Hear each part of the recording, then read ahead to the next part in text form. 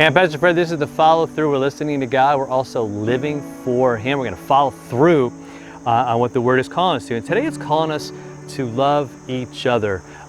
Hit that subscribe button. Share this with somebody because we're in 1 Peter 4. We're going to be in verse 8. And again, in marriage, we're talking about marriage all week. It's no surprise, right? Nobody's going to go, hey, wow, I'm supposed to love my husband. I'm supposed to love my wife. That's kind of a no-brainer. I get it, right? That should be just sort of like basic to our lives. But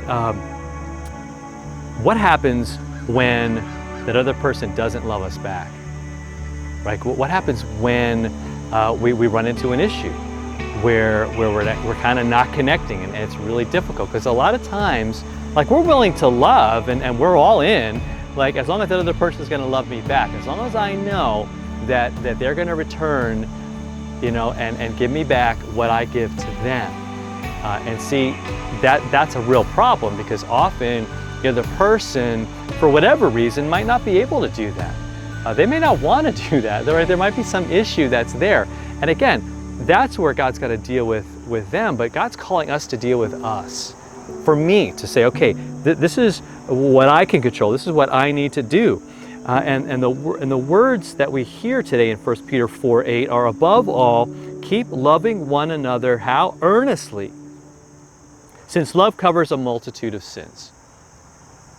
So what he's saying there is love earnestly, like there's a different kind of love. It's kind of an unrelenting, like, I'm just going to love no matter what.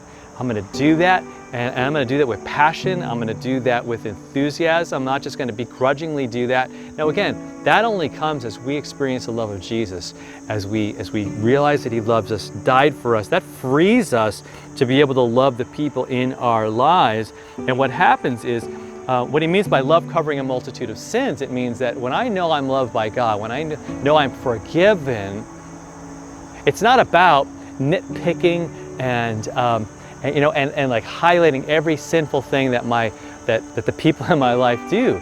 No, I'm too busy loving them. Now again, if there's something that's destructive or hurtful or nasty, I'm going to want to deal with that. God's going to call me to deal with that. First in my own heart, but also in a compassionate, loving way with my wife or with my kids.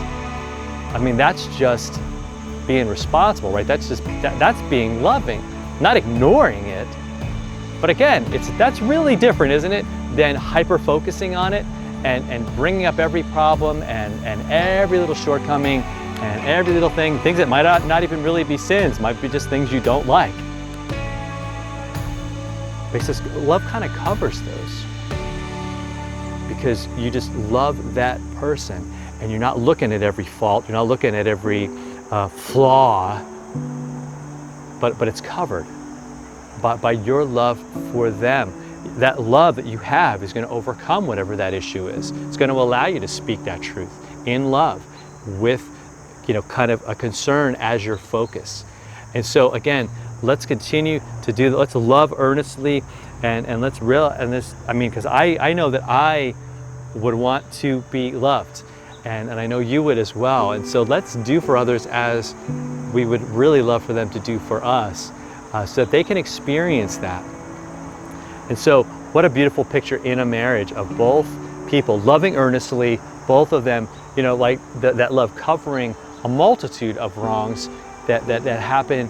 And again, instead of being on a fault-finding mission, let's be looking for the good in the people around us. Let's encourage and let's let the people around us know that we love them, and let them know that God loves them. That is so important. All right, have a great day, and we'll see you next time.